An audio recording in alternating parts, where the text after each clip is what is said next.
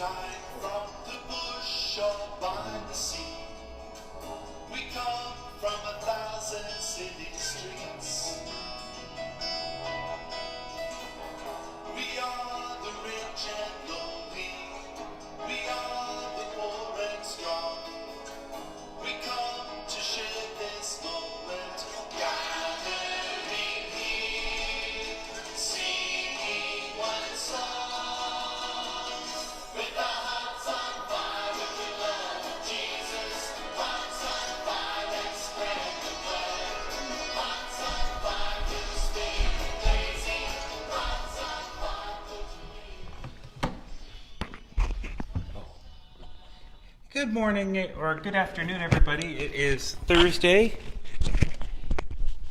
June 4th, and we are here for James and James, or James with James and Ben. Yeah. And it's a real treat for me to do this with you, James.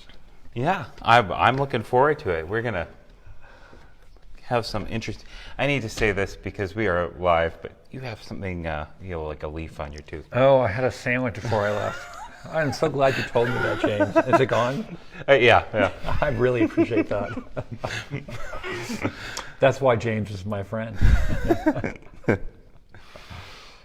So do you want to center us? I'd like to first announce that we have a different kind of service on Sunday. Yes. It'll be a drive-through. Drive-through. We're not doing drive-bys. Yeah. Drive-through inspiration and communion. You'll from 10:30 to 11:30 to drive by or to drive through. You'll go down West Main and then take a left on Mistletoe, which is right on side street of the church, and we'll be there. And then you'll exit and take a left on 8th. Is it 8th or 9th Street? Well, the road that runs parallel to West Main. But let's take a moment to center ourselves. I hope you have found a comfortable place to sit and really to relax your limbs. Recognize where the tension is in your body and just try to find some ease in those places. And close your eyes or focus on something that brings you calm. And take a deep breath, filling your lungs and lifting your diaphragm, shoulders back. Breathe in through your nose, then out through your mouth, and releasing that tension. The Spirit of God is also the breath of God, the wind. So breathe in that Spirit, breathe in that breath of God, all that gives the earth life. Take that into your lungs, breathe in, and exhale slowly, releasing that tension. And we'll do that one more time. Breathe in, find relaxation, free your mind of your concerns. And then release, breathe out. And I hope you have found yourself a little more relaxed, a little more centered as we begin our study. And I look forward to this, James. Yeah. So I'm doing the second half of the second chapter. You left off with how if you're guilty of one sin, you're guilty of them all. Of them all. Yeah. And so it was a high note. It was a high note. And then we're picking this up, the second half. I want to read the whole chunk. The whole point of the second half is that faith without works is dead, or what is the right relationship between faith and works? Or, as we might say today, put up or shut up. So here, let's read this. What good is it, my brothers and sisters, if you say you have faith, but you don't have works? Can faith save you? If a brother or sister is naked and lacks daily food, and one of you says to them, "Go in peace, keep warm and eat your fill," and yet you do not supply their bodily needs, what good is that? So faith by itself, if it has no works, is dead. But someone will say, "You have faith and I have works. Show me your faith apart from your works, and I, by my works, will show you my faith. You believe that God is one? You do well. Even the demons believe and shudder. Do you want to be shown, you senseless people, that faith apart from works is barren?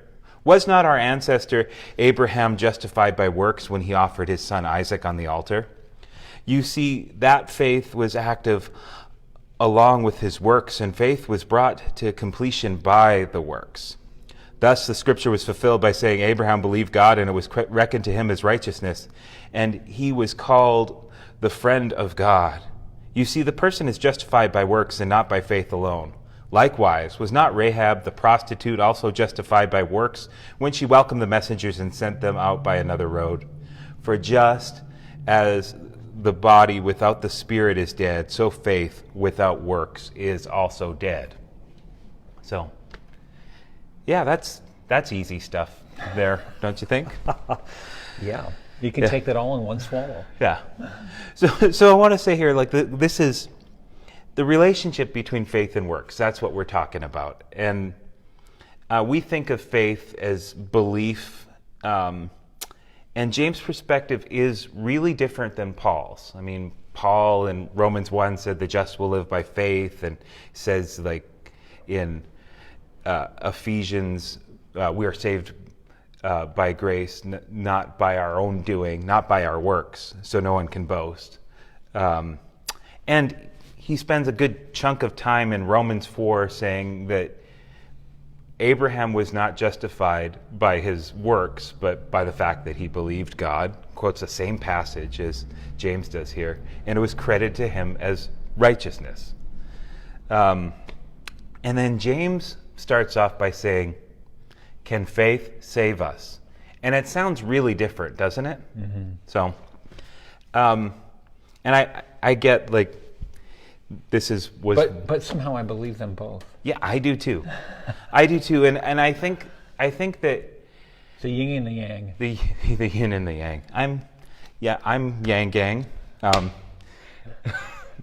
But would say that the way that I taught, I mean, I grew up kind of in an evangelical faith, and we're used to thinking of evangelicals and, you know, progressive mainline circles as people that have bad politics and bad social ideas. But the word evangelical comes from the Greek evangelion, which was the announcement of good news. Right. That it's a good word.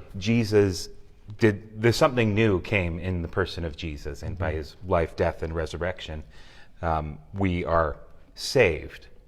So I think there's a whole grammar that a lot of the New Testament deals with, where it really gets into that first of, like, what changed in Jesus? What did Jesus do for us? And then Paul and other authors move on to, what do you do? What do you do with that? In seminary, we call this the indicative imperative. What is the world? What is it like now that Jesus is king? That's the indicative. What do you do? That's the imperative. What are the things that you try to live out? I think James is kind of setting the table for an advanced class. People that have gotten this idea that Jesus has done something, so how are we going to live in light of that? Mm-hmm. So that's where I think. It's a step beyond your salvation. Yeah. So when he says, can faith save you if a brother or sister is naked and lacks daily food, and one says to them, go in peace, keep warm and eat your fill, but does nothing to care for their bodily needs? What good is that? Mm-hmm. What good is that? And I was thinking about this week. You and I, on Monday, we both went down to the protest downtown, and people were letting their voice heard of the injustice that happened in Minnesota. And one of the chants that they said is, white silence is violence. White silence is violence. And I mean, you and I, like, we are committed to justice, and we believe that Black Lives Matter. But there is a sense that if we know how the system has been rigged towards people of color in our country, if we might believe the right stuff about that from a justice perspective, but until like we're ready to like speak out and say something and take some sort of stance, I mean, we have faith, but where's our works in that? What does it mean for us to step out and actually act on the things that we think and believe? So. Martin Luther King Jr., when he was in prison in Montgomery, that's what he wrote about. He said the greatest battle for equality was the silence. Yeah. Was a silent majority. Yeah. And he called the clergy to task in the Deep South for their silence. Yeah. About right, their being quiet had become a barrier. Their faith was not showing work. Yeah. So I think that when we do this, I mean, we have to retool and rework what we think is proper faith and what we think is proper works, right? Mm-hmm. So like faith, we think of as belief. In fact, it's sometimes translated as belief in the Bible, depending on the context. But the Greek word pistis is actually far richer than that. Trust is maybe better than belief, but there are biblical scholars that are pushing that even further towards to have faith means to be loyal to right. Show allegiance to something or someone. And it should be noted that in Judaism, obeying the law, or we could say works, comes before belief. Yeah. That we come to believe by our practice. Mm-hmm. We don't just sit and believe and it just comes to us, and then we do something about it. But it's the reverse.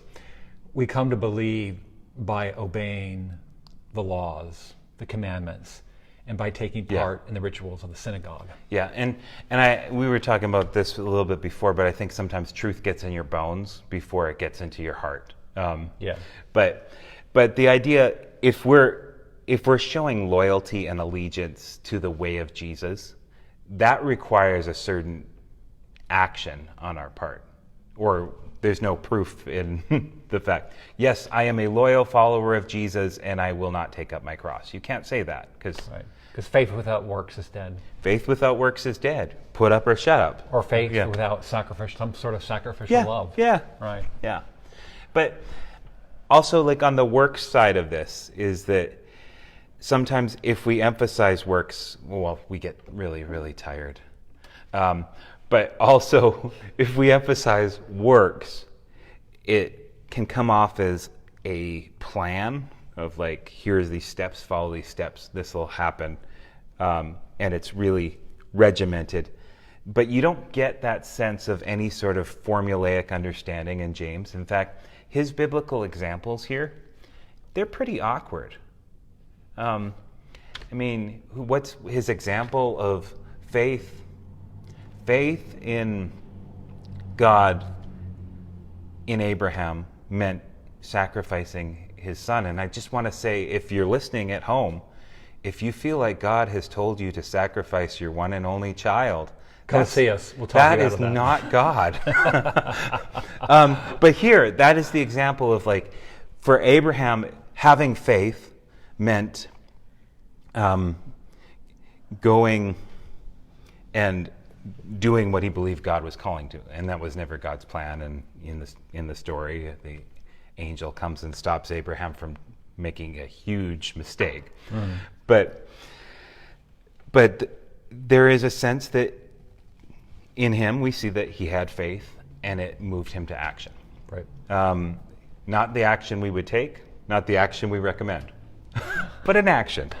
And the other one is Rahab. Now, if you know the story in Joshua 2, and I know you do, but is that Joshua sends spies out to see how things are in Jericho, and they go straight to the prostitute's house because, well, I don't know why, because it's ambiguous at that point why they were there, but Rahab hides them. And when they come looking for these two spies, the people of Jericho, she sends them another way, and and sends them. And that is the act of faith in there, was lying to her city officials. So there we go. Faith and action. And I think it was an appropriate action given the circumstance. I think Rahab is maybe on stronger footing than Abraham here. But So the prostitute is on better footing than the patriarch. that's what I'm saying. But yeah. But I think that we have to think about works and faith in kind of a broad perspective. If we trust that this is true, we will act. And it might not look like what we think it should look like. It might be different. So kind of holding some of those things loosely, but yes, acting. So Right. Very good. So I mean, and we talked about this a little bit before, but you and I are both kind of fans of some sort of virtue ethic and spiritual disciplines. And I think that belief is really enabled by the rituals and the practices and the things that we do habitually that enable us to sense. Belief is formed by our practices. Yeah. So it really is. So I was thinking about John Wesley. So we're in a Methodist church, so it's okay to talk about John Wesley occasionally.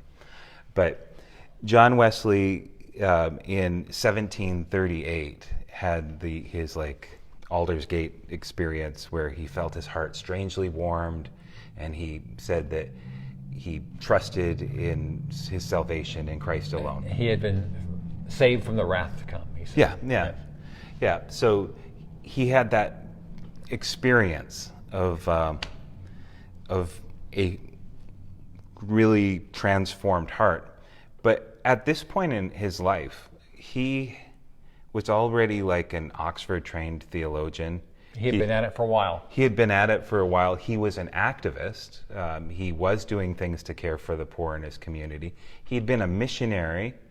And I got to say that his actions kind of paved the way for his understanding. His actions and his failures at his actions. Yeah. So. Right. Well, thank you, James. Yeah. It was a good study. And we will see you Sunday morning. Yeah. On Mistletoe at 10:30. Take action and get down here. We're looking forward to seeing you. Take care now. Bye-bye. All right. Bye.